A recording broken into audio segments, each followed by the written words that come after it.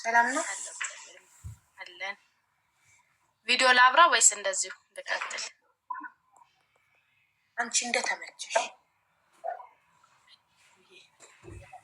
እኔ በፍቅር ታሪክ እንደጀመረ በ17 ዓመቴ ነበር ፍቅር ታሪክ የነበረኝ። ተማሪ ነበርኩ። ስማር ወንድሜ ቤት እኖር ነበር። ከዛ ወንድሜ ቤት እየኖርኩ እናቴ ታማ ወደ ሀረር ነበር የምኖረው። እዛ ወደ ሀረር ትመጣለች። ከገጠር ወደ ሀረር ስትመጣ እኔ ፍቅረኛ ይዤ ነበር። ከዛ ለእናቴ ብቻ ነገርኩ። እናቴ ደግሞ አገር ቤት እንሂድ ብላኝ ነበር። አልፈጠንኩብሽም አይደል አቡዬ? አይ ትንሽ ፈጥኗል፣ ግን ላይክ ምንም አይልም። ቅልጥፍናሽ ደስ ይላል። እሺ፣ ግን በጣም ኦቨር እንዳታፈጥኝ ከዚህ በላይ እሺ አቡዬ። ከወንድሜ ጋር ተጣላው።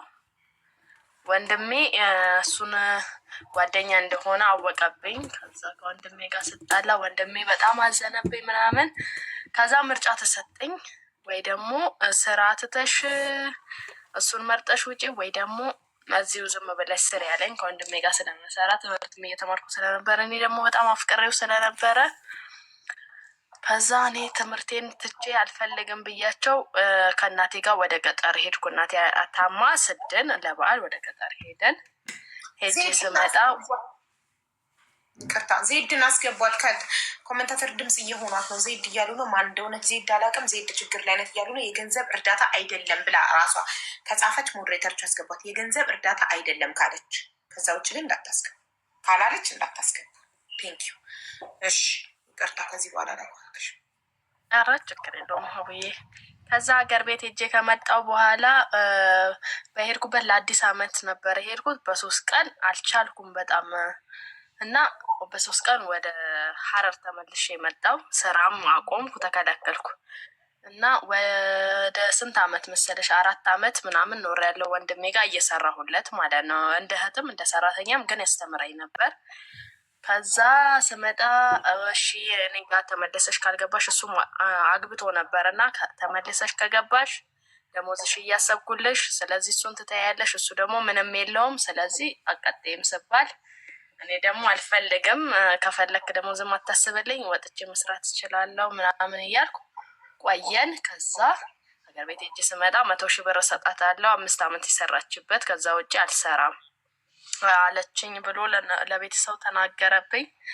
ከዛ ሁሉም አወቁ። ሽማግሌ ሳይላ ከኔና ባሌ አንድ ላይ ሆነን እሱ 23 24 አመት ቢሆነው ነው ያኔ፣ እኔ 17 ነኝ። ከዛ አንድ ላይ ሆነን በቃ ይፋታሉ ምናምን ብሎ ሁሉም አወራ። ልክ 18 አመት ሲሞላኝ መሰለሽ 18 አመት ሲሞላኝ አንድ ላይ ነን። ሽማግሌ ተላከ ከገጠር። በ18 አመቴ ተደገሰ። ቆይ ዜድዬ ትጨርስ። እዛ ሰርግ ተደገሰ። ለመስቀል አገር ቤት ገባው። ከዛ ሰርግ ተደግሶ መልስ በላን። በ18 አመት ማለት ነው። ከዛ ተቀበሉ ቤተሰቦቼ፣ እሺ ያሉ፣ ደስ አላቸው። እናቴ ምናምን። ወንድሜ ደስተኛ አልነበረም። ለሰርጌም አልገባም፣ እኔንም ዘግቶኛል። ከዛ አልሻለው አገር ቤት መልስ ገብቼ ከመጣው በኋላ እዚሁ ልክ 19 አመት ሲሞላኝ አረገዝኩ። 19 አመት ሲሞላኝ አረገዝኩ። 9 ወር በሰላም እስከ 9 ወር ሰላም ነበር። ልክ ምጤ መጣ። ምጤ ሲመጣ ይሄ በናገር ባልፈልግም ብቻ ይቅርታ ብዬ ያው ከሱ ስለሚጀምር ነው። ልክ የዛን ቀን ምጤ መጣ፣ ሆስፒታል ገባው። ልጄ ሞተብኝ። 19 አመት ማለት ነው። በምጥ ነው ወለድኩት። ከዛ በምጥ ወለድኩ። ልጅሽ ታፈረ። ማስናለው የኔ እናት። አይም ሶሪ። ችግር የለውም አብዬ። ከዛ እሺ በቃ ብዬ በቃ ፈጣሪ በጣም ሀዘኜ ነበር። ብታይ በጣም ተጎድቼ ነበር። የእነሱም እንትን ያው ተጣልቼ ይሳን ነበር። በቃ ታውቂያለሽ፣ ሰው ሁሉም ልጅ እናት ነው ምናምን በቃ ገና ነኝ ብዬ ያው ብዙም ባትጽናኝ ታውቂያለሽ፣ በልጅ ጉዳይ በቃ እግዚአብሔር ይሰጠኛል ሌላ ምናምን ብዬልሽ በቃ ህይወት ቀጠለ። ስራ ነበረኝ። እንደ አጋጣሚ ስራዬም ተበላሸ። በጣም ሰራ ነበር። ሱቅ የራሴ ከፈቱ። ባሌም አታግቢው ደሃ ነው ይቅርብሽ የተባልኩም በጣም ድህነቱ ሳይሆን ስራ በጣም ይወድ ነበር። ስራ በጣም ስለሚወድ በጣም ጎበዝ ስለነበር የራሱ ባጃጅ ነበረው። ከዛ ድጋሚ ስራው ሲበላሽ ቤቱ ቁጭ አልኩ። ቁጭ ስል ደግሞ ትምህርት የጸጉር ቤት እኔም በጣም ጎበዝ ነኝና ብዬ ጸጉር ቤት ተማርኩልሽ። ከተማርኩ በኋላ ያን ልጄ እንደዚህ ከሆነ በኋላ ማለት ነው ነሐሴ 16 ወልጄ መስከረም 30 ተነስቼ ጸጉር ቤት ሰለጠንኩ። በቃ አልችልም ብዬ ማለት ነው። ከዛ እሱም አይፈልግም፣ በጣም ነው የሚወደኝ። በቃ ይሄ እነዚህ ፈታሉ በቃ ምንም አይዘልቅም ምናምን እያሉ ነበር። ከዛ ድጋሚ ቤት ስሆን ጸጉር ቤት የሰው ቤት ሰራው። የራስሽ ደምደሽ ያው የሰው ቤት ኢትዮጵያ ላይ ትንሽ ነው ደሞዙ። ሀረር ላይ ስለምኖር 2500 ብር ተቀጠርኩ። ከዛ ኦፕራሶን ስላልነበርኩ ምጥ ስለወለድኩ ድጋሚ እርጉዞም ድጋሚ በቃ እግዚአብሔር ሰጠኝ ብዬ ቤት አሁን በስነ ስርዓት እግዚአብሔር ከሰጠኝ በቃ ተከታትዬ የራሴን ጠብቄ በቃ እግዚአብሔር ያውቃል ብዬ ድጋሚ ሳረግ አሁን የስንት ወር አራት ሁለት ወር አራት ነኝ እና በቃ ታውቂያለሽ ልክ 8 ወር ነሐሴ 16 ያሆኑ ማለት ነው። እኔ 20 ዓመት ላይ ይቅርታ ዜድ የገንዘብ እርዳታ ነው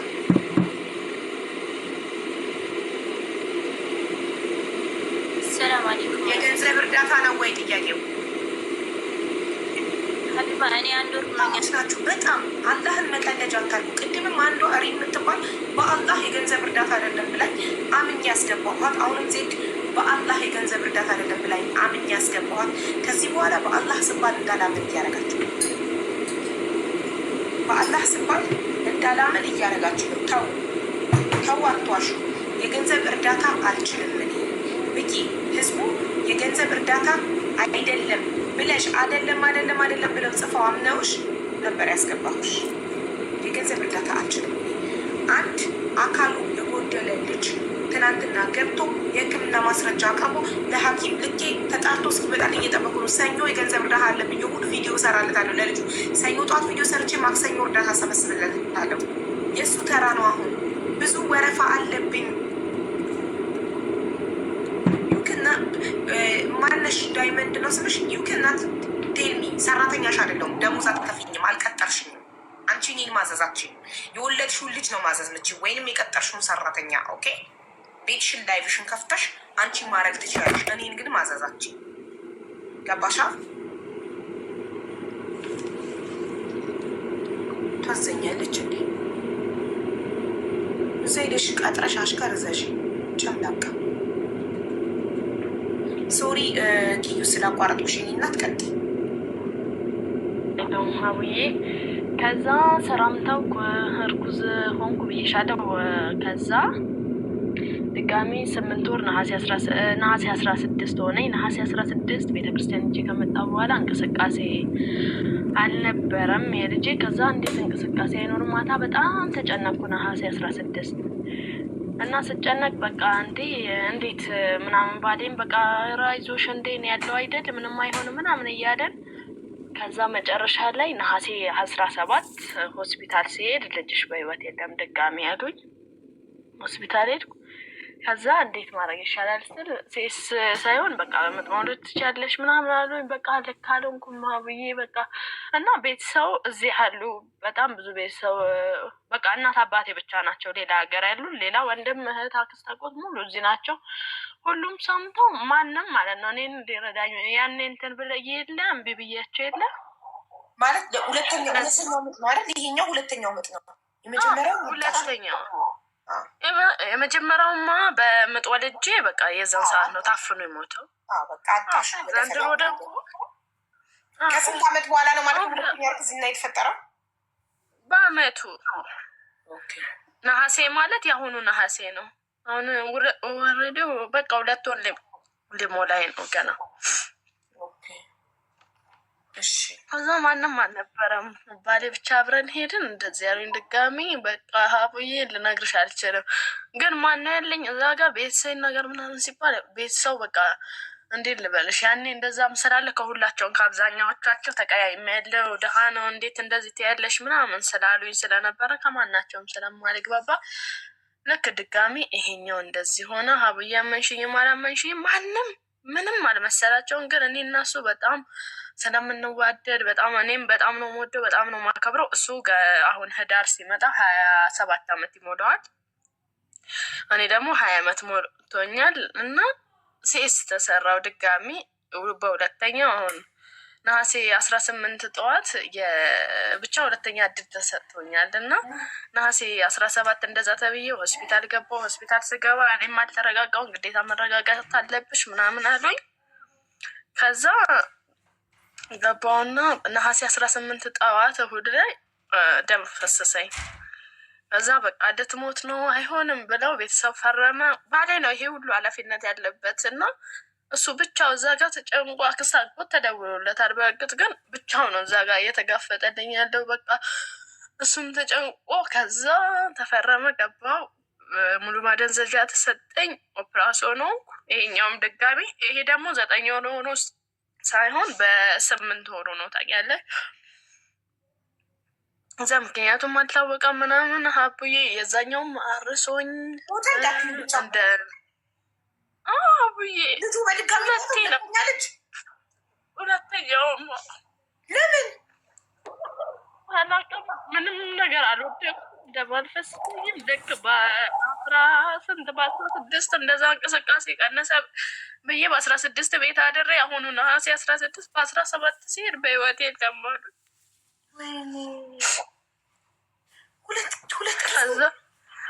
ሁለት ጊዜ አቡዬ ሶሪ ማሪ።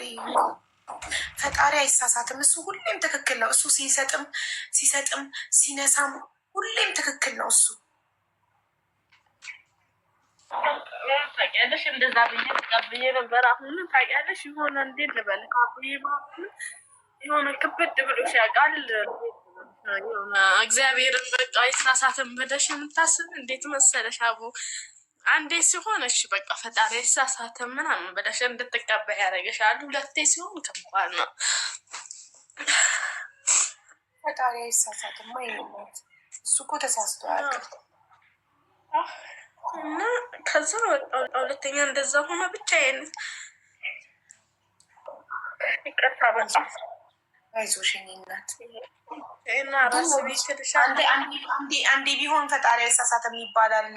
ሁለቴ ሲሆን ያልሽው ነገር አሁንም እንዳትሳሳች። ፈጣሪ አንዴም ሆነ ሁለቴም ሆነ ሶስቴም ሆነ መቼም አይሳሳትም። እሱ ሁሌም ትክክል ነው። ሲሰጥም ሲነሳም ትክክል ነው። እሱ ተሳስቶ አያውቅም። እሱ ለእኛ ከኛ በላይ ያቅልናል። ገባሻ? የፈጠረን አምላክ ለእኛ ከኛ በላይ እሱ ነው የሚያቅልን። ሻቡዬ ይቅርታ ግን እሺ፣ በጣም እና እንደዛ ልሻለሁ ብቻዬን። ከዛ አሁንም ድጋሚ እንደዚህ እሱ ደግሞ ታውቂያለሽ የሆነ ጉጉት ታውቂያለሽ። እሱ በጣም ነው የሚፈልገው፣ በጣም ነው ደስ የሚወደው ጉጉቶ ብታይ። ከዛ ደግሞ ድጋሚ የመጀመሪያው ጾታው ቀን ነበር፣ ወንድ ነበር እና ድጋሚ በጣም ጓጉቶ ነበር። 7 ወር ካለፍኩ በኋላ ብዙ ምርመራ አደረኩ። ካሜራሽን ኪዩዬ ካሜራሽን ጥረጊው።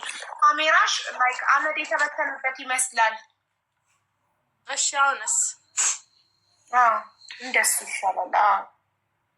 እኝነት ደግሞ ልጅ ናት። ከዛ በጣም ተብዬ ችግር የለም እኝነት በቃ ድጋሚ እንደዛ ሆነ። ከዛ በቃ የአሁኑ እግዚአብሔር ይሰጠናል። የሆነ በጣም የምትጓጉ ያለ አይደለ? ሲጓጓ ሁላ በቃ አትጓጓ። የመጀመሪያው እንደዛ ሆነ። ለእናቴ ራሱ አልነገርኳትም። እርጉዝ መሆኔ ማንም አያውቅም። የመጀመሪያው ፍራቻ ስላለብህ በቃ እግዚአብሔር ይህን ስለሰጠኝ በቃ መስግኜ ሲሆን ይወቁ ምናምን ብዬ ነበር። ከዛ እናቴም ሰምታ ነበር። ልክ በ16 ዶክተሮች ጋር ሄጄ እንደዛ ስሰማ በቃ ምን አሰብኩ መሰለሽ? ቶሎ እናቴ ጋር መደወል እንዳለብኝ እናቴ ጋር ደውዬ እንትን አልኳት።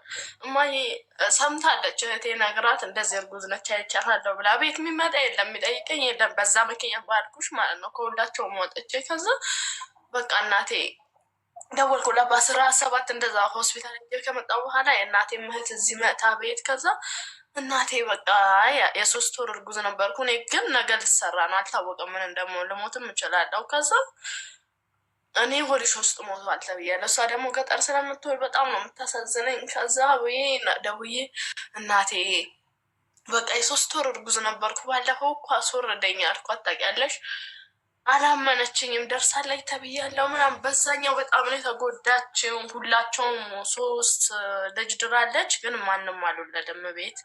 ከወንድሜ ቀጥሎ እኔ ነኝ ያገባሁት። የኔም ታላቅ ደግሞ በቅርብ ታለች፣ ወንድሜም አልወለደም። ከዛ በጣም ተጎድታ ስብር ብላ ከኔ በላይ ታውቂያለሽ ስፍስፍ ብላ ስላየዋት እንደዛ ብዬ ነገርኳትና አላመነችኝም፣ ግን ተቀበለችኝ። ያሳመንኳት በማግስቱ ሲኤስ ተሰራው፣ በቃ ኦፕራሽን ተሰራው። መጣው አወቀች፣ ግን አበዱ እቤት አቡዬ ማርያምን። እንደዚህም ሆኜ ሁለተኛ እንደዚህ ማንም የሆነ ሰው ተፈልጌ የለ የሆነ ሰዓት ጭራሽ ቅስሜ የሚሰብር እንደዚህ ስለነበሩ፣ ግን ባሌ አጠገቤ ሳይለየኝ በቃ አለሁልሽ የሆነ የሚፈልግ ነው ታውቂያለሽ፣ እየፈለገም አለሁልሽ አይዞሽ እያለ ብቻው ሲወጣ ሲገባ። አንድ ሆስፒታል ደግሞ ታውቂያለሽ ሚስት አሁን ባለሽ ተኝቶ ሆስፒታል ልትሞትም ልተርፍም ትችላለች። ወደ ውስጥ ሞቷል እየተባልሽ መድኃኒት ሊገዛ ይወጣል። ስራ ባጃጅ ነው የሚሰራው እንዳልኩሽ። ከዛ ላግዝህ የለም ያላቸው ናቸው እና ላግዝህ የለ ምን የለ። ከዛ መጨረሻ እንደዚህ ሆንና ድጋሚ ቤት ስገባ ማንም የለኝም። ማርያምን ማንም እንደ እናቴ ደግሞ እንዳትመጣ በቃ እኔ ደህና ነኝ ኖርማል ነኝ ምናምን ብዬ ኖርማን በ3 ወር አስወርዶኝ፣ ግን ተጠርጌያለሁ እንጂ ሌላ ምንም ነገር የለም ብዬ አሳምኛታለሁ። ግን አቡዬ በቃ እንደ እናት በቃ የእናቱን ድርሻ ገንፎ ሰርቶ እዚህ ጋ እኔን ብሎ ልብሴን አጥቦ እንትን እንዴት ልበልሽ አቡዬ፣ ባል ግዴታው ነው እኮ። ግን የሆነ ሁሌ ሲሆን አለ አይደለ፣ የመጀመሪያውም እንደዛ ሁለተኛ እንደዚህ ሲሆን በቃ ልብሴን አጥቦ ደሜን አይቀረውም አቡዬ። እና በቃ እንዴት ልበልሽ ማንም ከሱ ውጭ አሁን የለኝም። በጣም ወደው በጣም ማከብረው ባል ነው። እንዴት ልበልሽ እንትን አቃተኝ ሀቡ፣ ይቅርታ በጣም አይዞሽ አይዞሽ። እና አሁን እንዴት ነሽ? አሁን 3ኛ ልጅ መጥቷል ወይስ ይሄ ከተፈጠረ ምን ያህል ጊዜ ሆነ? ገና 2 ሊሞላኝ ነው ብዬ ሲስነኝ ገና። አይዞሽ እና ከእናት በላይ ምን አለ? እናትሽ ከጎንሽ ነች አይደል? ማለት ልትመጣ ስትል እናትሽ ትመጣለች ትጠይቅሻለች? አልመጣችም። እሷ ልትመጣ ስትል መቼ ነው? በቅርብ ልትመጣ ነበር። እሷ ማሟት ነበር እና በቅርብ ልትመጣ ስትል ደግሞ አያት ያረፈ። በዚህ አጋጣሚ ሾተላ የሚባል ነገር አለ። ተመርምሬ ነበር ያልታየሁት ሆስፒታል አልነበረም። በዛ ኬዝ የመጀመሪያው እንደዛ ስለሆነ አንዴ ሾተላ ይታያለሁ የደም አይነት በጣም ተጠንቅቄ ነበር በዚህኛው ነው። ዞሽ ለናት ህይወት እንደዚህ ናት። ግን ሁሌም በህይወታችን የምንፈተነው ፈጣሪ እኛ እንድናስታውሰው እኛ የሰው ልጆች በተፈጥሮ እንትን ካልሆነ ላይክ ነው ችግር ላይ ካልሆንን ፈጣሪያችንን አናስታውስም። እና ፈጣሪ እኛ እንድናስታውሰው፣ እንድናስበው፣ እንድንለምነው፣ ጠዋት ማታ እንድናነሳው ሲፈልግ ነው ችግር የሚሰጠን። ለምን እኛ ሰዎች በተፈጥሮ ከተመቻቸልን ፈጣሪ ትዝ አይለንም። ዶክተሮች አሁን 3ኛ እርግዝና ከተፈጠረ ዶክተሮች ምን እንድታደርጊ ነገሩሽ? ድጋሚ አሁን ለ3ኛ ጊዜ የመጀመሪያውን ኬዙን አልታወቀም፣ ታፈነ ነው ያሉት። የሆኑም ድንገት ምንም የታወቀ ነገር የለም። ብቻ እኔ እምነት አይኖረኝም ብዬ የመጀመሪያው ራሱ 2ኛ ሲፈጠር በቃ እኔ ደም ማለት ለው ነበር። አሁን አንቺ እንትን ያስፈልግሻል፣ ቴራፒ ማድረግ አለብሽ። ከዚህ ፍርሃትሽ፣ ጭንቀትሽ ሳትድኝ 3ኛ እርግዝና መፈጠር የለበትም። መጀመሪያ አንቺ መደረግ አለብሽ። አንቺ መዳን አለብሽ። ገባሽ? ጥሩ ሆስፒታል መሄድ፣ መታየት፣ ማድረግ ያለብሽን ጥንቃቄዎች ሁሉ ማድረግ አለብሽ። አሁን ኦልሬዲ ማይንድሽ ስለተጎዳ አሁንም 3ኛ ጊዜ ልጅ ቢመጣም 3ኛ ጊዜም ይሞታል ብለሽ ስለምታስቢ ትንሽ ቆይ፣ ትሪት ተደረጊ፣ ታከሚ፣ በደንብ ዳኝ። ብዙ ምክንያቶች ሊኖሩ ይችላሉ። ዶክተሮችን አማክሪ፣ ለራስሽ ቅድሚያ ስጪ። እንዴት ነው ለራስሽ ቦታ ስጪ። መጀመሪያ አንቺ ታከሚ፣ ዳኝ። መጀመሪያ አንቺ ቆስለሻል። አሁን መዳን አለብሽ። የደረሰብሽ ነገር ቀላል አይደለም እና ላይክ ፍርሃትን ይለቃል። እኔ እንኳን አሁን ማለት ነው አሁን እንደዚህ ባንዴ ፍርሃት ውስጥ የገባሁት ዩቱብ ላይ የሆነች እናት 2 ጾታ ያለው ልጅ ወልዳ እና አይተሸዋል። በቃ እሱን አይቼ ነው አሁን ባንዴ ጭንቀት ውስጥ ፍርሃት ውስጥ ገብቼ 3ኛ ልጅ የመውለድ ጉጉቴ የነበረው ጠዋት ማታ ፈጣሪ ለምን የነበረውን ጠፋ ከውስጤ ፍላጎቴ። ፍርሃት ማለት ነው። ፍርሃት አጠፋብኝ ፍላጎቴን፣ ምኞቴን አጠፋብኝ። እና የደረሰብሽ ነገር አንቺ ከአንዴም 2 ጊዜ ስትወልጂ ሲሞትብሽ ላይክ በቃ እኔ ሁሌም ይሞትብኛል ብለሽ እንድታስብ ያደርግሻል ይሄ እና ለዛ ትሪት መደረግ አለብሽ። የኔን ተሞክሮ ልንገራት ፕሊስ። እሺ ቆይ አንዲት እናት ያቺ የእሱን ተሞክሮ ልትነግርሽ ነው። እና የሁል ጊዜ ተከታታይ እድልን ስላገኘው ዛሬ በጣም ነው የማመሰግነው። አይዞሽ። አንዳንዶቹ ሾተ ላይ ነው እያሉ ነው። እሱን ተቼክ ተደርገሻል? ታይቼ ነበር። ሀረር ትልቅ ሆስፒታል የሚባለው አለ የሚባለው አንድ ጠቅላላ ሆስፒታል ብቻ ነው እና እዛም ሾተ ላይ በ7 ወር መድኃኒት መወሰድ ስላለበት የመጀመሪያውም ኬዝ ስለነበረ ስላልታወቀ ሄጄ ተመርምሬ ያለ 2ታችንም ሄደን ተመርምረን ግን ምንም ሾተ ላይ እንዳልነበረ ሰላም እንደሆነ እስከ 8 ወር በ15 ሄጄ ነበር ሆስፒታል። ኖርማል ቆራጠኝ ምናምን እንደተቅማጥ ሲያመኝ ሄጄ ነበር። ሰላም እንደነበር ሾተ ላይ ምንም ያንቺ የመጀመሪያው ፍርሃት ነው እንጂ ምንም ጤነኛ ልጅ ነው። ኪሎ ራሱ 1.5 ብሎኝ 7 ወር ላይ ማለት ነው።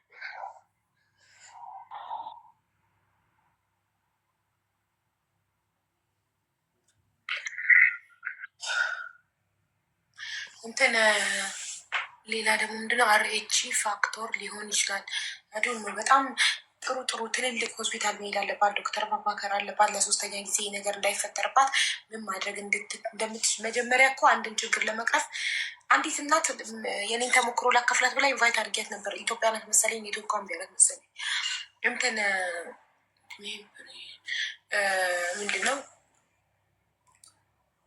ችግሩን ለመከላከል መንስኤውን ማወቅ አለብና ሁልጊዜ አንድን ችግር ለመቅረፍ ችግሩ የሚፈጠርበትን መንስኤ ነው መጀመሪያ ማወቅ ያለብን። መንስኤውን ካወቅን ነው ችግሩን መከላከል ምንችለው።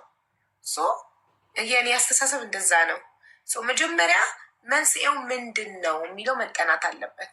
መንስኤው ምንድን ነው የሚለው ከተጠና መንስኤው ከተደረሰበት ችግሩ እንዳይፈጠር መከላከል ቀላል ይሆናል።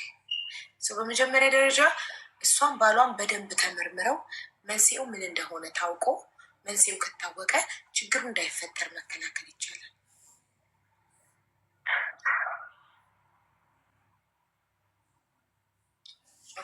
ስለዚህ ሌሎች አንዳንድ ሰዎች ደግሞ ጸበል ተጠምቀሻል ወይ ጸበል ተጠመቂ እያልሽ ነው። ጸበል ሞክረሻል?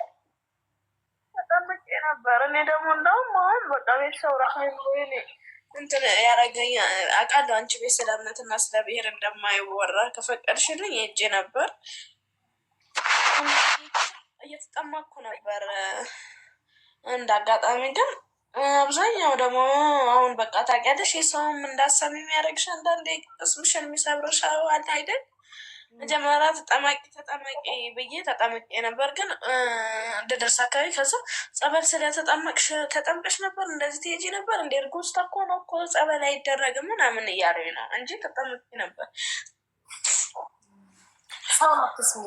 ልብሽ ያመነበትን አድርጊ። ልብሽ የፈቀደውን ውስጥሽ ሚልሽን ውስጥሽ ጸበል ሂጂ ካለሽ ብድግ ብለሽ መሄድና መጠመቅ ያለሽ። ሰው ጸበል አይጠመቅም ማለት ጸበል ምን ያደርጋል ነው የሚሉሽ? አይኬድም ነው በእርግዝና ሰዓት አይኬድም ይላሉ። ግማሹ አይ ጸበል ብትሄጂ እኮ ምናምን ብቻ። ታዲያ አንቺ እንትን ብለሻል። እርጉዝ ሆነሽ ነው ጸበል ሄድሽው? ጸበል ሄድ ነበር አቡዬ። መጀመሪያው በጣም ፍራቻ ነበረብኝ። ያው ፈጥኜ ያረገዝኩት ኦፕራሲዮን ስላልነበርኩ ኦፕራሲዮን ስትሆኝ ዞሮ ጊዜ ፈልግ የለን እኔ ደግሞ እስቲሽ ብቻ ነበር የነበረኝ እና ቶሎ ነው ቢያንስ 5 ወር 6 ወር ቆይቻለሁ ብለሽ ነው። አይጠጣም እንጂ መጠመቅ ይቻላል። እርጉዝ ተሆኖ ጸበል አይጠጣም እንጂ መጠመቅ ይቻላል። ጸበል ለምን አይጠጣም እርጉዝ ተሆኖ? አይጠጣም ይባላል። ግን የቤተክርስቲያን አባቶች ጠይቅ አይጠጣም፣ ከዚህ እስከዚህ ወር ሊያስወርድ ይችላል፣ እስከ 4 ወር ምናምን ባለው መጠጣት አይፈቀድም ምናምን ይላል። ጸበል አይጠጣም አሉ። አይጠጣም ግን መጠመቅ ይቻላል። መጠመቅ እኔም ይቻላል ብሎ እያተጠመቅኩ ነበር። እሺ እንትን አንዳንድ ሰዎች ደግሞ ቤተሰቦችሽን ይቅርታ ጠይቂ፣ ታረቂ ከቤተሰቦችሽ ጋር። እነሱን ብላይ መጥተው ያኛው ልጅ ሲሞት ሁሉም ተሰብስበው ነበር። ታውቂያለሽ፣ በጉጉ ስለሚጠብቁ ስለነበር እናቴ ተሰብስበው ነበር። ሁላቸውም ወንድሜንም ዞሮ ለእኔ በማሰብ ነው ደሀታጊ ብላ ይቅርታ ምናምን ብዬ አላጠፋሽም በቃ ምናምን ብሎ እነሱን ይቅርታ ጠይቂያቸዋለሁ፣ ሁላቸውም ማለት ነው። ታርቀሻል ከቤተሰብ ጋር? ሌሎቹ ወንድሞች ምናምን ሁላቸውም ይቅርታ ጠየኳቸው። በቃ ለእኔ በማሰብ ነው ምናምን ስላቸው እሺ በቃ ተቀብለውን ሁላቸውም ይቅርታ ጠይቄያለሁ። በእርግጥ እንዴት ነው ሀቡዬ የአፍ ይቅርታ አለ አይደለ? ውስጥሽ ማይደማለሽ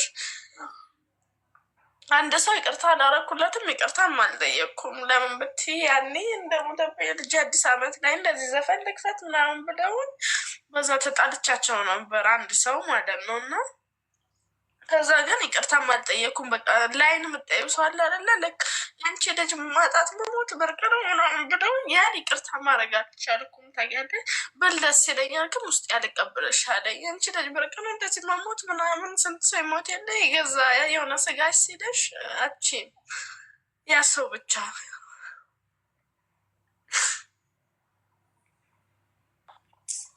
ከባድ ነው። አይዞሽ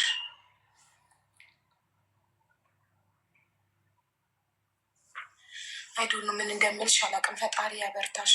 በጣም ከባድ ነው ሐዘንሽ። እንደ ልጅ 9 ወር በሆድ ተሸክሞ ጠብቆ ሲወለድ በሞት በጣም ከባድ ነው። እንደገና ከአንዴም 2 ሲሆን ደግሞ በጣም ይከብዳል። ግን ምን ይደረጋል? ፈጣሪን ያመጣው እሱ አይሳሳትም። እሱ ለምን አይባልም? እሱ ለምን ተብሎ አይጠየቅም። መብቱ ነው። ሰጪም እሱ ነው። ልጅ የሚሰጠውም የሚነሳውም እሱ ነው። ማንም መብት የለውም እሱ እንደምን ብሎ የመጠየቅ። አይዞሽ እህቴ። እንትና ማናት ስማ ስዊት ስለ ሾተ ላይ ማለት የምፈልገው ነገር አለባል የገባቸው። እንዴት አለ? ሰላም ነው እግዚአብሔር ይመስገን። አንድ ነገር መናገር ፈልጌ ነው ስለ ሾተ ላይ። በጣም ብዙ ሰዎች ጋብቻ ሊጋቡ ወይም ጓደኝነት ሊጀምሩ ልጅ ሊወልዱ ሲሉ ብዙ ጊዜ HIV ነው ቼክ የሚያደርጉት።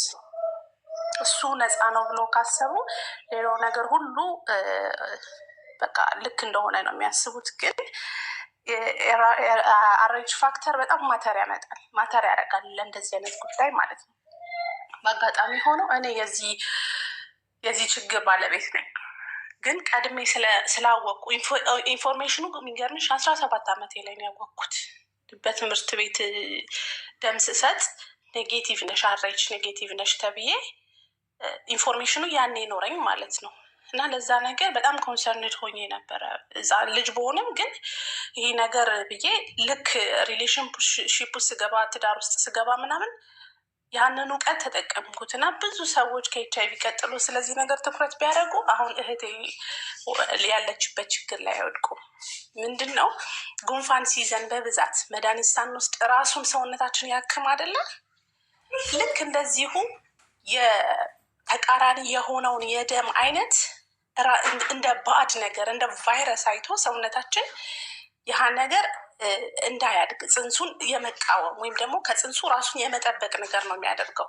ስለዚህ ይሄ ነገር በጣም እርሊ ከ5 ሳምንት ወይም ከ9 ሳምንት በፊት መወሰድ አለበት፣ የመጀመሪያው እርግዝና ሲፈጠር። እኔ ፕሮግራም ይህንን መውሰድ ያለበት ሰው ብለዱን መጀመሪያ አሁን እሷ መመርመር ያለባት ብለድ ታይፓን ተመርምራ RH ኔጌቲቭ ናት አይደለች የሚለው ነው የምታውቀው። የእሷና የባሉ አሁን የኔና የባሌ ፖዚቲቭ እና ኔጌቲቭ ነው። እኔ ኔጌቲቭ ነኝ፣ እሱ ቤ ፖዚቲቭ ነው። ምንና ምን ነው መሆን ያለበት? ፖዚቲቭ ከሆነ ችግር የለም፣ ኔጌቲቭ ከሆነ ችግር የለም። ፖዚቲቭ ችግሩ ሲሆን አዎ የልጁ በተለይ ደግሞ ሆድሽ ውስጥ ያለው በአባትየው ከወጣ በቃ ተቃራኒ ነው፣ ቫይረስ ነው እንደሆነ ነው የሚያስበው ሰውነትሽ። ስለዚህ ሊከላከለው የአንቺን ሰውነት ማዳን ነው እንጂ የሚፈልገው ልጁን እንደ ልጅ አይደለም አክሰፕት የሚያደርገው። ስለዚህ የኔ ልጆች ሁለቱም በእኔ ደም አልወጡም። ግን ይሄ ነገር ቀድሚያ አይምሮዬ ይህን ነገር ስለሚያውቀው ከዛ ጠለቅ ብዬም ደግሞ በሳይንሱም ስላወቅኩት ቀድሜ ለማርገዝ ስል በጣም እርግዝናው ገና እንደተፈጠረ ሆስፒታል ሄድኩኝ። ይህንን ነገር እንደውም በጣም ያስጨነኳቸው ይመስለኝ ነበረ። ሉዝ ማድረግ ስለማልፈልግ ቀድሜ መውሰድ አለብኝ ብዬ ከ9 ሳምንት በፊት ነው የወሰድኩት። ይሄ ማለት ምንድነው መሰለሽ ሰውነትሽ ቫይረሱን ሳያነቃቃ ወይም አክቲቭ ሳያደርገው ቅድሚያ ትወጊያለሽ፣ የመጀመሪያውን ማለት ነው። ከዛ በ7 ሳምንት ነው። በጣም ብዙ ዶክተሮች አይባልም እንደዚህ፣ ግን በ7 ሳምንት ብቻ ነው መወለድ፣ በ7ኛው ወር በ28 ወር ብቻ ነው፣ በ28 ሳምንት ማለት ነው መወጋት ያለባችሁ ይሉና ኦልሬዲ አክቲቭ ይሆናል። ውስጡ ያለው ሰውነትሽን ይከላከላል። በቃ ልክ እንዳልኳችሁ የሆነን ቫይረስ ሰውነታችሁን ለማዳን እንደሚያደርገው አክቲቭ ከሆነ በኋላ በተደጋጋሚ እህቴ እንደሆነችው ነው በቃ አፖርት ያደርገዋል ማለት ነው።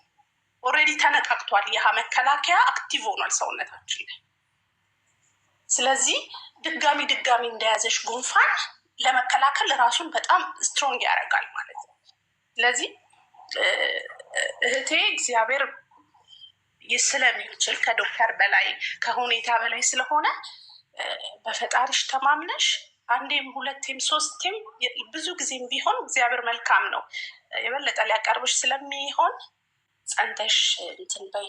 ለሌሎቻችሁ ነው ድጋሚ እንዳይፈጠርባት ማድረግ ያለባት እሷን ግን አይቼዋለሁ። ሁለታችንም ተመርመና አብዬ ይቅርታ፣ ይሄ ነገር የመጀመሪያው እንደዛ ስለሆነ የመጀመሪያው ዞሮ የመጀመሪያ ልጅ ሲሆን እውቀት አይኖርሽም፣ የሁለተኛ መማሪያ ነው። ያን ስለተፈጠረ እኔም ሲወራ ሰማ ነበር። የኔም ጓደኛ እንደዛ ሆኖባት ሾተ ላይ በሚባል በደም በተለያየ በመሆኑ ተቆጥቶ ልጁን እንዲሞት ያደርጋል ያንቺ ሲጋጭ ምናምን ስላሉኝ በመጀመሪያ ሁለታችንም መታየት አለብን ብለን ይሄኛው እርግዝና ሁለተኛ ከመፈጠሩ በፊት አይቼ ነበር። ግን ኖርማል ነው፣ የኛ እንደዛ አልነበረም። የደም አይደለም የባለቤትሽ ደም ምንድን ነው? ፕላስ ያኔ ደግሞ ፕላስ። ኦኬ ፕላስ ከሆነ ያንቺ የተለየ ኬዝ ነው የሚሆነው። ወይ እንዳልሽው ቅድም እህቶቼም ወንድሞቼም አልወለዱም ብለሽ ስላለ በደንብ በሳይንሱ የዘር ነገር እንዳይኖር በደንብ ሕክምና ወሰጂ። ግን በዚህ አጋጣሚ ይሄንን ልናገር ስለፈለግኩ ነው። በጣም ቀላል ነገር ነው፣ ትንሽዬ መረጃ ነው፣ ግን በህይወት ዋጋ የሚያስከፍል ነው እና እህት ወንድሞቼ ልትጋቡ፣ ልታረግዙ፣ ልትወልዱ ያሰባችሁ ሰዎች ከሌሎች በሽታ ጎን ለጎን ስትመረመሩ የደም አይነታችሁን ወቁ፣ ካለዛ ችግር ይፈጠራል ለማለት ነው። ወይ ጉድ! አሁን ተፋቅረው ተዋደው ድሮ HIV ብቻ ነበር። አሁን ብለድ ታይፕም ተመርምሮ ፕላስ እና ኔጌቲቭ ከሆነ እርግዝና ሲፈጠር ያንን መርፌ መወጋት ማለት ነው አይደል? አዎ ምንም ችግር እኮ የለውም። ያው እኔና ባለቤት እያልኩሽ አይደል መጀመሪያ ቅድመና እኛ አብዛኞቻችን አናስተውልም። ግን ከወሰድሽው ልክ አሁን በቃ HIV እንደሚፈራ በቃ ልጅን በጥንቃቄ መወለድ ቢቻል አዌርድ ሆነን ብንወልድ ልጆቻችን ሬዲ ሆነን ስንወልድ እኮ አሲድ ፎሊድ እኳንም መጀመሪያ ይወሰዳል እኮ አይደል? ትክክል። ገና ሳያረግዝ እኮ የሚወስዳለ ለምን ለዝግጅት። አዎ ፕሪፔር ማድረግ አለብሽ ፖዚሽን እና ፕሪናታል ምናምን ቀድመሽ የምትፈልጊ ከሆነ እንደዛ ይደረጋል። ልክ እንደዚሁ ሴፍ በሆነ ነገር ላይ እንዲመጣ የባላችንን የኛ እንደምናውቅ ቅድሚያ ጥንቃቄ ብናደርግ ጥሩ ነው። ትምህርትን ያስተማርሽን በጣም እናመሰግናለን። በጣም ደስ ይለኛል። ሁል ጊዜ አንቺ ጋር ማለት በጣም ነው የምወድሽ፣ በጣም ነው የማከብርሽ። አንቺ ጋር መግባት ትንሹ የገነት እንትን ነው የሚመስለው። ግን በዚህ አጋጣሚ ገብቼ ቁም ነገር ስላካፈልኩና ስለተዋወቅኩሽ ደስ ብሎኛል። በጣም አመሰግናለሁ። በጣም በሚገባ ሁኔታ ያብራራሽልን፣ የማናውቀውን ስላሳወቅሽን እናመሰግናለን። ተባረኩ። አመሰግናለሁ። ኪዩዬ ኦልሬዲ ብለድ ታይፓችሁን ተመርምራችሁ እንትን ካላችሁ እንግዲህ አይዶን ምን እንደምልሽ አላውቅም። የተለያዩ ዶክተሮች ጋር ብትሄጂ ዶክተሮች ብታማክሪ 3ኛ እርግዝና ከሚፈጠሩ በፊት በደንብ ራስሽን አዘጋጂ። እሺ ሀቡዬ፣ እሺ። እና ያንቺን ብለድ ታይፕ አርኤች የሚባል አርኤች ተመርመሪ እና አርኤች ኔጌቲቭ እና ፖዘቲቭ። አዎ ምንድን ነሽ አንቺ? እኔ ሁለታችንም ፖዘቲቭ መሰለኝ ኖርማል ነው ያሉኝ። ተመርምረን ሄጅ ያለው ታውቂያለሽ፣ ብዙ ሰማ ነበር እና ዩቲዩብ ላይ ማይ ስለነበረ እንደዚህ አይነት ነገር አለ የባልና ያንቺ ሲለያየ ኔጌቲቭ እና ፖዘቲቭ ሲሆን ይመስለኛል። ደም ሰጥተሽ ነው የምትመረመሪው። ደም ሰጥተን ተመርምረን ግን ኖርማል እንደሆነ የእኛ ችግር እንደሌለበት ነው የነገሩ። ፈጣሪ ይርዳሽ። የተለያዩ ሐኪሞች ጋር ሂጂ፣ ጥሩ ጥሩ ዶክተሮች ጋር ሂጂ፣ ጎበዞች ጋር ሄደሽ ተመርምረሽ በደንብ እንደገና እርግዝናሽን ደግሞ ቪታሚኖች እየወሰድሽ ራስሽን እየጠበቅሽ ከምንም በላይ ደግሞ እየጸለሽ ከዶክተርም ከምንም ፈጣሪ ይበልጣል። እሱ ያለው ብቻ ነው በህይወታችን የሚሆነው።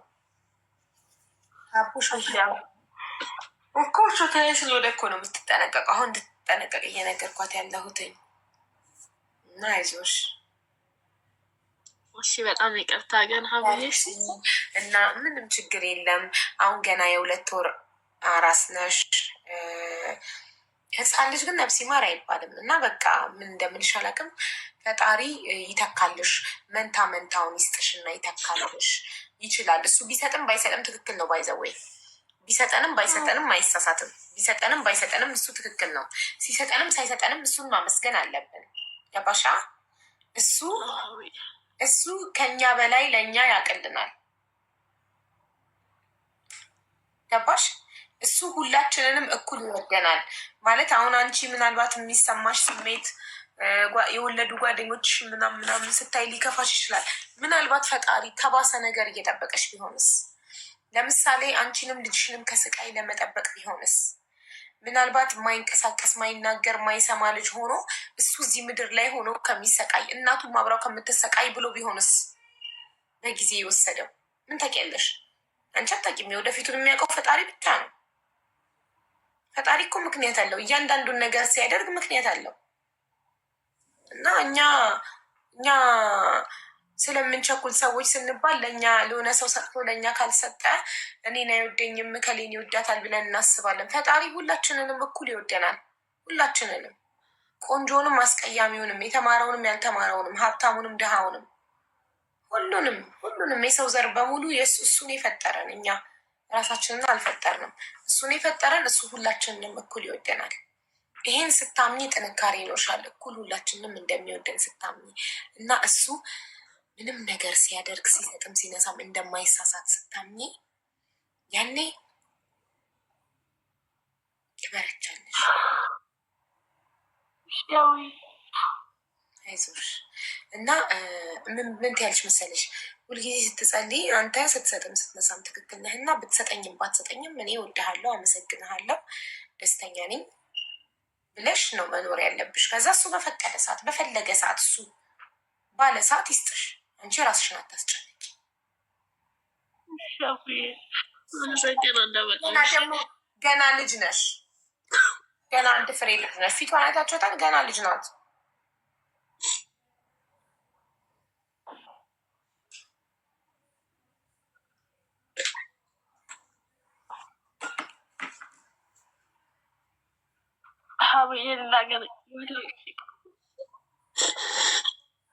አይዞሽ አልቅሽ፣ ችግር የለም አልቅሽ፣ ይውጣልሽ። ከዛ ውሃ ጠጪ፣ ፊትሽን ታጠቢ። ማልቀስ ኖርማል ነው። ማልቀስ እኮ ቴራፒ ነው።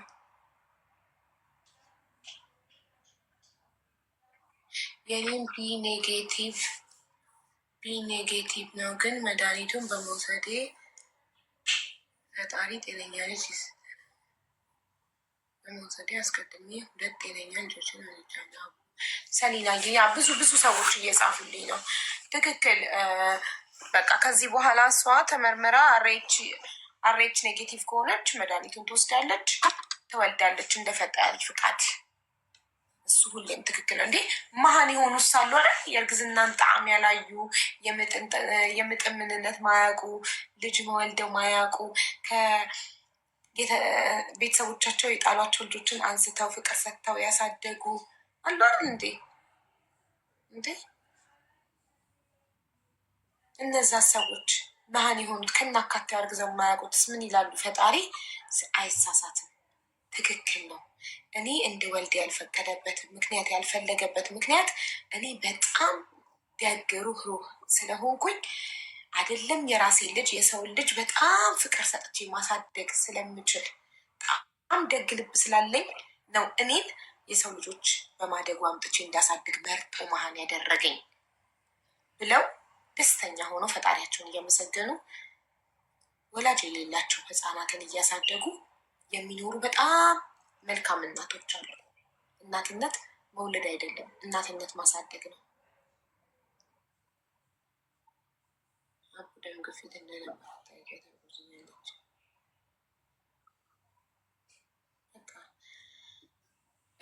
ኪዩ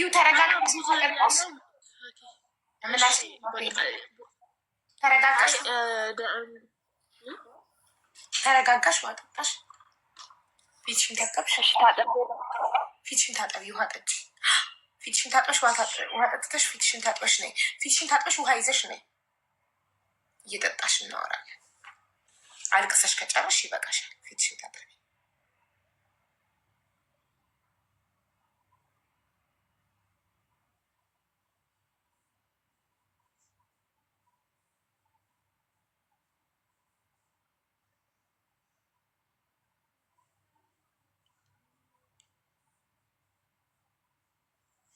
ስለ ጸበል እኮ ምንም አላለም ማሬ። አንዳንድ ሰዎች ያሉትን ይላሉ። እሷ ደግሞ የእምነት አባት የመከራትን ዶክተር የመከራትን ታረጋለች። አለክ ሰዎች የሚሰጡንን አስተያየት በሙሉ ተቀብለን እንተገብረዋለን ማለት አይደለም። የተለያዩ ሰዎች የተለያዩ አስተያየት ሊሰጡን ይችላሉ። ከዛኛ የሚጠቅመንን ከዛ ላይ ወስደን መሞከር ነው። የሰማነውን ሁሉ እንተገብረዋለን እንዴ? የሰማነውን ሁሉ በህይወታችን እንተገብረዋለን ነው። ሰዎች የተለያየ አስተያየት የተለያየ ምክር ይሰጡናል። ያንንም ይህንንም ሰምተን የሚጠቅመንን ለእኔ ህይወት ይጠቅመኛል የምንለውን አደ ኢንድ ወስነን የምናደርገው እኛንን የህይወቱ ባለቤት ሰው መስማት ጥሩ ነው፣ ይጠቅማል። ከዛም ይጠቅመንን እንወስዳለን። ዊ ኦንሊ ዩዝ ዋት ዊ ኒድ። ኤግዛክትሊ ማሬ። አህመድ እንዴት ነክ? ውሃን ይዛስከላቸው። ደህና ነህ? ጠፋክ እኮ። ሰላም ነው አለን አልሐምዱሊላህ። ያው ስራ ይሰር። አይ ነው። ስራ እንዴት ነው? ስራ አሪፍ ነው፣ ምንም አይልም። ሁሉ ሰላም ነው አለን። ሌላ ስራ አልጀመርክም? በቃ ይህ ፓርት ታይም ነው አይደል? ይሄ ወይስ ፉል ታይም ስራ ከሆነ? ፉል ታይም ሆኗል፣ ግን ሌላም ተጨማሪ ማሚ ይሰጣለሁ ብላኛለች። ይሻላል፣ ያው እያመቻችን ነው። ኢንሻአላህ። ጎበዝ፣ በርታ። ሁሉ አማን፣ ሁሉም ሰላም ነው ይመስገን ፈጣሪ። ቢዩቲ ፋሽን የሚለውን አካውንት ጋይስ ፎሎ አድርጉ ፕሊዝ ሁላችሁም። ኬዩ በተሻል ዛሬ ግን ምን ሆኜ ነው እንደዚህ የሚያዛጋኝ? ጋይስ ምን ጉድ ነው? ኧረ እኔ ይመርመርልኝ የሚያዛጋኝ ነገር ምን እንደሆነ። ገና በ3 ሰዓት እንቅልፍ የመጡ ነው። ቡና እንዴ ቡና ስንት እንደጠጣው ታውቃላችሁ? ከሰዓት 3 ሲኒ፣ ጠዋት 3 ሲኒ። ወይኔ ምን ነቀላት? ኔትወርኳ ነው ወይስ ምን? የሆነ ተሳስታ ነክታው ነው። ኪዩ ነይ ግቢ። ተሳስታ ነክታው ነው ውሃውን የምታስትመለስ። ቡና ኧረ ጠጥቻለሁ። ዩ ስሊፕ ቱ ሎንግ ሀቡ ሜቢ ቢኮዝ አይ ስሊፕ ቱ ሎንግ ቱዴይ ላስት ናይት አይ ክሎዝ ዘ ላይቭ ኤርሊ ራይት ኤንድ አይ ስሊፕ አንቲል ዘ አፍተርኑን። አጭር ሰዓት የተኛው ቀን ልክ እላለሁ። ረጅም ሰዓት የተኛው ቀን ድክም እላለሁ። እንቅልፍ ይለኛል። እናንተም እንዲህ ናችሁ?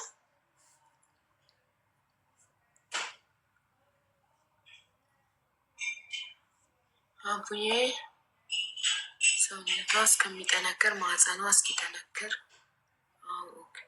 ሰውነቷ እስኪጠነክር ከ2 እስከ 3 ዓመት እርግዝና ባትሞክር ጥሩ ነው። ጥሩ ነው። ስኳር በተለይ ተቆጣጣሪ ሳይካትሪስት አይ ቴራፒ መሄድ አለባት። የስነ ልቦና ሐኪም ጋር መሄድ አለባት። ያለፈችው ነገር ቀላል ስላልሆነ በስነ ልቦና ሐኪም መመከር አለባት። ማግኘት አለባት። እሺ እንትን በሉልኝ፣ ኢንስትግራሜን ፎሎ አድርጉልኝ ጋይስ። ኢንስትግራሙን ረሳችሁት አይደል? 50 የጎዳና ላይ የሚኖሩ እናቶችን ምሳ አበላለው። ኢንስትግራሜን 50 ሺህ አስገቡት አላልኩም? 47,300 ነው። 2,700 ሰው ብቻ ነው የቀረው። ለምንድን ነው ኢንስትግራም የሌላችሁ? ይህኔ ቲክቶክ ቢሆን ጥር በአንድ ቀን ሞልቶ ነበረ። ኢንስትግራም ክፈቱ፣ ሰልጥኑ፣ ከዘመኑ ጋር ተራመዱ። ዘመኑ የኢንስትግራም ነው። ዘመኑ ሰልጥኗል። ሰልጥኑ። ኢንስትግራም ለመክፈት የሚያስፈልገው ስልክ ብቻ ነው። ሌላ ምንም አያስፈልግም። ስልክ ደግሞ ኦልሬዲ አላችሁ፣ ስላላችሁ ነው እዚህ ቲክቶክ ላይ ያላችሁ አለን እንጂ። ታዲያ ፎሎ አርጓ ሀቡ ብላችሁ ሰርች አርጋችሁ ገብታችሁ ኢንስትግራሜን ታገኙታላችሁ። 47,300 ፎሎ ያለው ኢንስትግራም ነው። ኢንስትግራም የሌላችሁ ሰዎች ከዘመኑ ጋር እኩል አልተራመዳችሁም፣ ወደ ኋላ ቀርታችኋል። እኛ ላይ ለመድረስ መጀመሪያ ሄዳችሁ ኢንስትግራም ዳውንሎድ አድርጉ። ኢንስትግራም ዳውንሎድ አድርጋችሁ ስጨርሱ ኢንስትግራም እንዴት ነው ክሬት የምናደርገው ካላችሁ ሲምፕሊ ከፌስቡካችሁ ጋር በቀላሉ ታያይዙታላችሁ። ክፍት ስታደርጉት ረኔ ድሮ ነው ያደረግኩሽ እኮ በዛንች ድሮ የሰለጠንሽ ነሻ። ኢማጅን እስከዚህ ዘመን እስከ 2025 ኢንስትግራም የሌላቸው ሰዎች እንዳሉት ብነግርሽ ታምኛለሽ? በዚህ ዘመን ኢንስትግራም የሌለው ሰው አለ ብላችሁ ታምናላችሁ? እኔ አላምንም። አሁን ኢንስትግራም የሌለው ሰው አካባቢ እኮ ነው የቀረች ደግሞ ደርሷል። 47,300 ሰው እስከ ዛሬ ፎሎ አድርጎኛል። ኢንስትግራም የሌላችሁ ሰዎች አልሰለጠናችሁም፣ ሰልጥኑ ፕሊዝ። ከዘመኑ ጋር ተራመዱ። እንዴት ቲክቶክ እያላችሁ ኢንስትግራም አይኖራችሁ? እኔ አለሁ አቡ። እስቲ ነይ እየገባችሁ ኢንስትግራም ላይ እየገባችሁ ሀቡ የሚለውን ፎሎ አድርጉ። ቆይ እንደውም ሊንኩን ላስቀምጥላችሁ በቀላሉ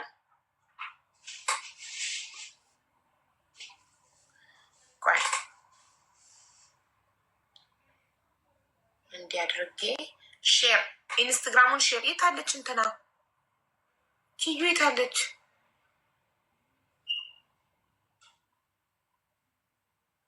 የታሪኳ ባለቤት ነቀላት።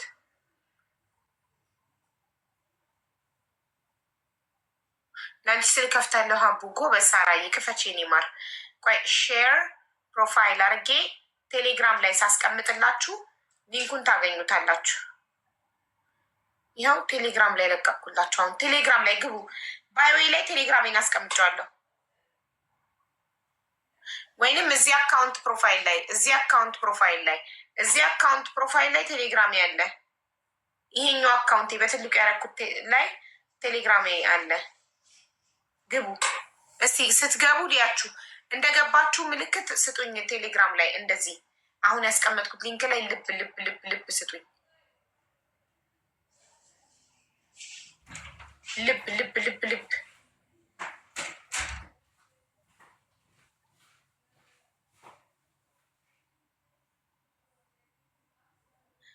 የፎቶ ያበሳጫል። እዛ የሚነሱት ፎቶ ማለት ነኝ። ስደተኛዋ ዳውንሎድ አድርጊ። ኢንስትግራም ላይ አሁን ቴሌግራም ላይ ግቡና እዚህ አካውንት ፕሮፋይል ላይ እዚህኛው ይሄ አካውንት በትልቁ ያደረኩት አካውንት ፕሮፋይል ላይ ቴሌግራም ሊንኬን አስቀምጫለሁ። ታንስቼ ያሳይ አንድ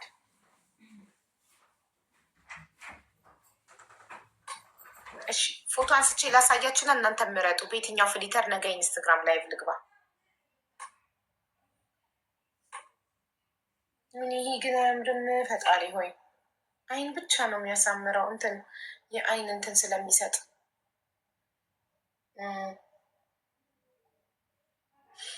ምንድን ነው የሚባለው? ብሌን አለው አንዱ። ቆይ እስኪ ይሄኛው መሰለኝ። ይሄ ያምራል ጋይስ።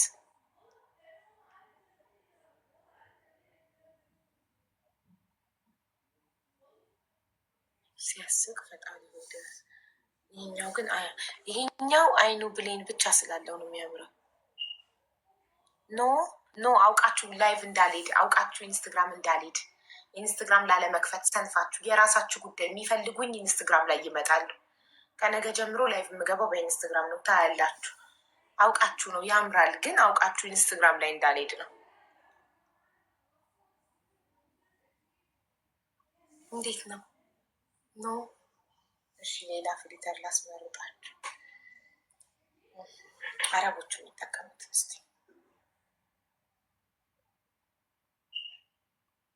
ይሄ በቅርብ ብቻ ነው። ይሄ ያምራል። እስቲ ቆይ ይሄ ምን ጨመረ? ምን ጨመርክ? ወደዛ አንድም ኧረ ቲክቶክ ይግደለኝ። ምንድን ነው ቆንጆ ፍሊተር የለውም ምሳ። ይሄ ደግሞ ብጭጭ።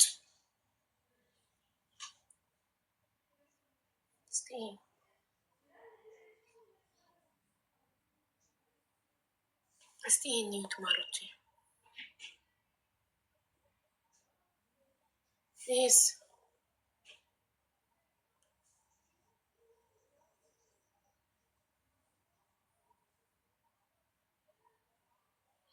ይሄኛው ያምራላ ከሶስቱ። የስ ይህን ነው ውሎቹ። ይሄን ወደዳችሁት?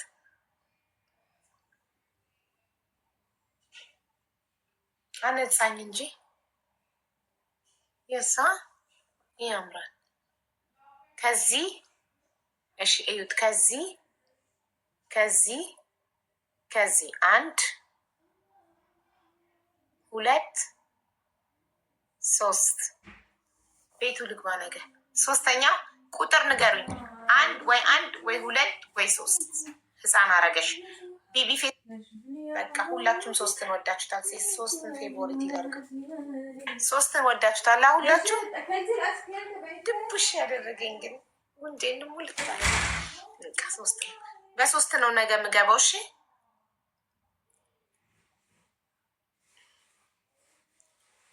አይስዌር ነገ በ3 ኢንስታግራም ላይ 3 ቁጥር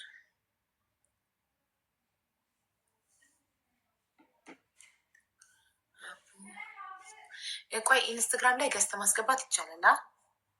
ስንት ገስት ማስገባት ይቻላል ኢንስታግራም ላይ? አንድ ጊዜ እኮ ኢንስታግራም ላይ ሞክሬ ገስት አስገብቼ ሰው ማስወጣት አቃተኝ። ቲክታክ ሊዘጋ ነው ተብሎ ኢንስታግራም ይላል ለማመድ ሄጄ አንድ ሰው ገስት አስገብቼ ፍቅር ታሪክ እንድታወራ አስገብቼ ከዛ ማስወጣት አቃተኝ።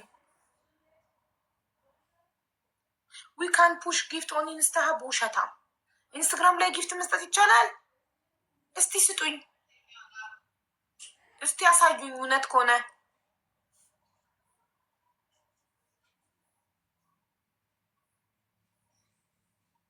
አሁን ይህን ዘግቼ ልግባና እንሞክረው። ጊፍት አለው ትራይት ናው። እሺ አሁን እንሞክረው። እሺ አሁን እንሂድ ወደ ኢንስታግራም። ቆይ ልክፈተውና እናንተ እንውላችኋለሁ። ይህን ዘጋዋለሁ።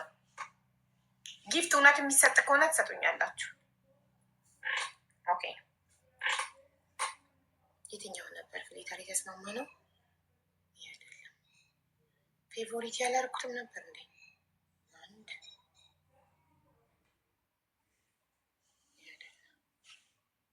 የሆነች ቀይ ሊፕስቲክ ነገር ቀላ ወደ ውሽ ያለች አይዋ ችናት። የላ ጎ ላይቭ ልበላ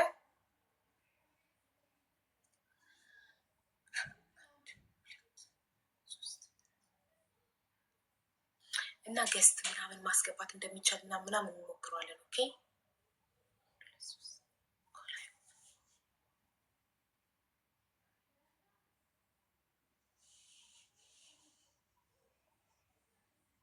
ያ ገብተናል።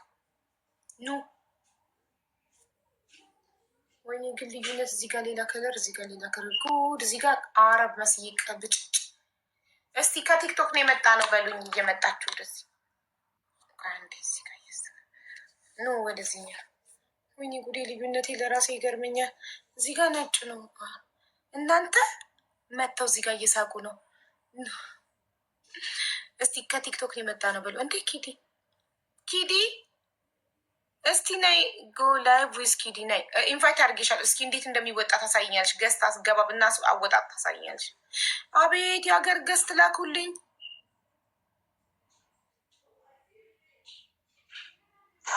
ወይኔ ሀቢባ ካለ ፊልተር ልታሰጠ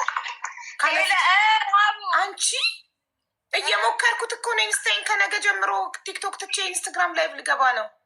እንዴ ጊፍት የለም እኮ አንዷ ጊፍት አለ ብላኝ እኮ ነው። አረ የለም እዚህ ጊፍት አቡ ያምሻል። እስቲ አለ እኔ አምኛታለሁ። ጊፍት አለ መጥቼ እሰጥሻለሁ ብለኛለች። አምኛታለሁ። እዚህ ነው የምቀመጠው። ጊፍት ካለ አለ ደግሞ ወደ ቲክቶክ አለ ብላለች። ያለው ጊፍት ደግሞ እዚህ ደግሞ ላይቭሽ ይሄ ከተዘጋ እስከነጨራሹ ነው በአብዛኛው ሁላ የሚዘጋው። ለምን ይዘጋል? ለምን አባቱ ይዘጋል? ምን አድርጌ የማይፈቀድ ነገር ካለች ጊፍት ግን የለም። ሀቢባ አትሾች አለ ውሸታም አለ። ይኸው መታ ትሰጠኝ ታያለሽ። ነይ እዚህ ላይ ኢንስታግራም ላይ ጊፍት አለ ብለሽ ቃል የገባሽልኝ ልጅ ኢንስታግራሜን ከፍቼ እየጠበኩሽ ነው። እባክሽ ላይ ቃል ከሚጠፋ የወለዱት ይጥፋ። ነይ ቻው አህመድ። ልዘጋ ነው። ወደዚህ ልመጣ ነው። ጊፍት ልትሰጠኝ ልትመጣ ነው። ጊፍተሪ ቆይ የምነግርሽ ነገር አለ። አንዴ ቲክቶኩን ልዝጋውና ለምን ያልሰጥሽም? እሺ ንገሪ። ልስጥሽ? አንቺ የለሽማ ችስታ ነሽ እንዴ? ልስጥሽ? ያው ልግዛ። የት አለ? የለም እኮ ያለው እኮ ሼር ኮፒ ሊንክ እኮ ነው ያለው። ቻው አህመድ። ልዘጋ ነው ላይቭን። አንተን እስከምትወርድ እየጠበቅኩ ነው። የከሰረች ጉራጌ የሆነች ታያለሽ። ቆይ ያ ፐርፊውም ባይ በኋላ አልቀሰሽ ቲክቶክ ላይ ማምናት ሰው ናት። ጊፍት አለ እሰጥሻለሁ